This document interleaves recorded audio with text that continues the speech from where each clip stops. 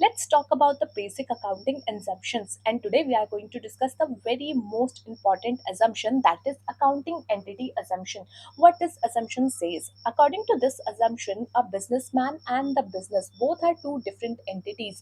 यानी कि इस assumption के अकॉर्डिंग अगर आप देखो तो जो बिजनेस है और जो बिजनेसमैन है वो दोनों ही दो अलग अलग पार्टीज हैं। ऐसा कहा गया है कि बिजनेस जो है वो सेपरेट है उसके बिजनेसमैन से, या आप कह सकते हैं उसके ऑनर से। इसीलिए जब भी ऑनर अपने बिजनेस में कोई पैसा डालता है तो बिजनेस उसको एज अ लायबिलिटी क्रिएट करके रखती है।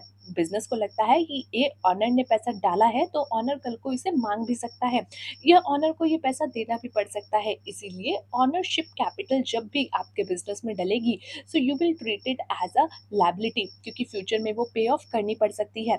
यहाँ पे प्रोपराइटर जो है वो ट्रीट किया जाता है एक क्रेडिटर के तौर पे। उसकी जो भी कैपिटल यहाँ पे इंक्लूड की गई है या कंट्रीब्यूट की गई है उस अमाउंट तक उसको एज अ क्रेडिटर देखा जाता है।